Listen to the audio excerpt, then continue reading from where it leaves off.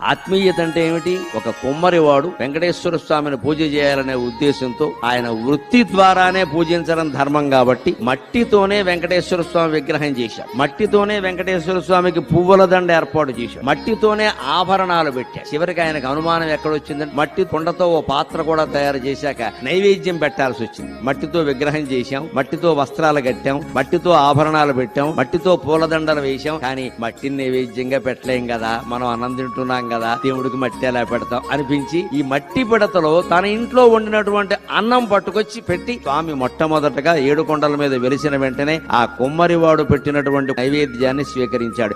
ఇప్పటికి తిరుపతిలో ఎన్ని రకాల నైవేద్యాలు ఎంతమంది పెట్టినా, ఎన్ని రకాల ఆర్భాటాలు ఎంతమంది చేసినా మొట్టమొదట 1 గంటకి స్వామివారికి మహానైవేద్యం రూపంలో పెట్టేది ఏమిటయ్యా అంటే ఆ కుండ పెంకులో పెట్టేటువంటి అన్నమే మొదటి నైవేద్యంగా పెడతారు ఇప్పటికీ ఖచ్చితంగా.